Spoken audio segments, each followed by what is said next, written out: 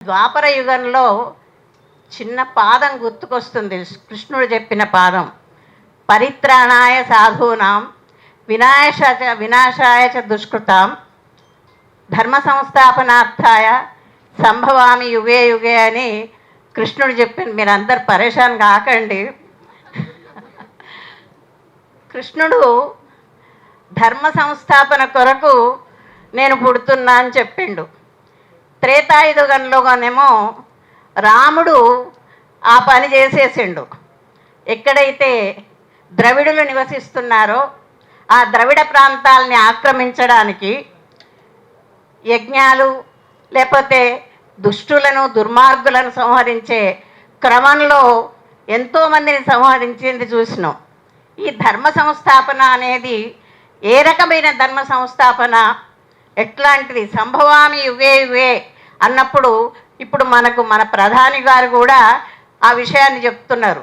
నేను అసలు ఆ భగవత్ అంశకు సంబంధించిన వాడినే, నేను ఆ ధర్మాన్ని ప్రతిపాదించడానికే పుట్టిన అనే విషయాన్ని చెప్తున్నారు.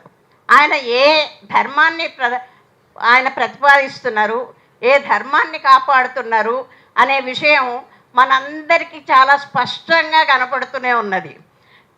ఉత్తర భారతదేశానికి దక్షిణ భారతదేశానికి భౌగోళికంగా, సాంస్కృతికంగా, భాషాపరంగా చాలా తేడాలున్నాయి. అన్ని తేడాలు ఉన్నప్పటికీ కూడా ఆయన చెప్పేది ఒకే భాష, ఒకే జాతి, ఒకే మతం అనే పద్ధతి లోపట దాన్ని ప్రచారం చేస్తూ ఈ దక్షిణాదిలో ఉన్నటువంటి ఈ జనాన్ని నిర్వీర్యం చేయడానికి, వీళ్ళని మోసం చేయడానికి, వీళ్ళని వెనక్కి నెట్టడానికి ప్రయత్నం చేస్తున్నటువంటి అంశం మనకు తెలిసినటువంటిదే. ఆయన ఒకవైపు తను ధర్మాన్ని స్థాపిస్తున్న, ధర్మ ప్రకారంగా నడుచుకుంటున్న, మతాన్ని చాలా జాగ్రత్తగా కాపాడుతున్న అనుకున్న క్రమంలో ఆయన కాపాడేటువంటి మతము మనుధర్మం. అట్లాగే తాను అనుకున్నటువంటి నిరంకుశత్వంతో పెట్టుబడిదారులను బాగా కాపాడటం కొరకు ఆయన అసలు మొట్టమొదటిసారి ప్రధాని అయినప్పటి నుంచే మనకు తెలుసు ఆయన ఎట్లా పెట్టుబడిదారులను దేశాల నుంచి పారదోలిండో, దేశంలో ఆయనను అరెస్ట్ చేయకుండా ఎట్లా రక్షించిండో అనేది తెలుసు. తాను అనుకున్నటువంటి ధర్మాన్ని కాపాడటం కొరకు ఆయన ఎంతసేపు ప్రశ్నించే వాళ్లను ఒక ఉగ్రవాదులుగా సృష్టించడం అనేటువంటిది జరుగుతున్నది. సరే, ఈ విషయాన్ని పక్కన పెడదాం. ప్రస్తుతానికి ప్రరవే విషయానికి వస్తే, ప్రరవే ఒక 15 ఏళ్ళుగా మనలో మనంగా ప్రారంభమైంది. ఇది ఆయా కాలాల్లో వచ్చినటువంటి సమస్యలను, సందర్భాలను, ఆలోచనలను పురస్కరించుకొని వాటి మీద విషయాలను చర్చిస్తూ, రచనలు చేస్తూ, సభలు సమావేశాలు నిర్వహిస్తూ, ఆ తర్వాత క్షేత్ర పర్యటనలు చేస్తూ ఎన్నో పుస్తకాలను ప్రచురించింది. సుమారు 25 పుస్తకాలు ప్రచురించింది. ఆ 25 పుస్తకాల్లో ప్రరవే వాళ్ళు ప్రచురించినవి కూడా ఉన్నవి, వేరే వాళ్ళతో కలిసి ప్రచురించినటువంటివి ఉన్నాయి.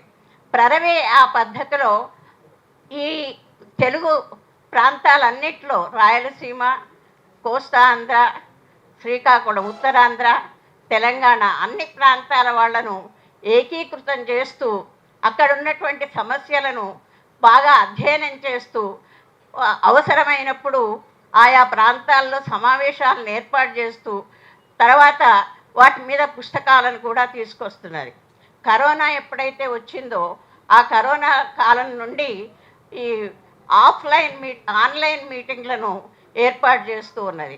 ఆ ఆన్లైన్ మీటింగ్ల ద్వారా అంబేద్కర్ మీద, ఆదివాసీల మీద, అట్లా రకరకాలైనటువంటి సమస్యలను తీసుకొని నిరంతరంగా ఒక సిరీస్ని, అంటే మీటింగ్ల సిరీస్ని ఏర్పాటు చేసింది.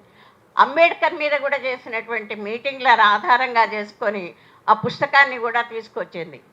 మనందరికీ తెలుసు, ఇప్పుడు ఒక పెయిడ్ ఒక గ్రూప్ ఏదైతే ఉన్నదో, మామూలుగా రాజ్యాన్ని ప్రశ్నించకుండా అదంతా కూడా వీళ్ళంతా దుర్మార్గులు అని చెప్పి ట్రోల్ చేసే విధానాన్ని ప్రవేశపెట్టింది.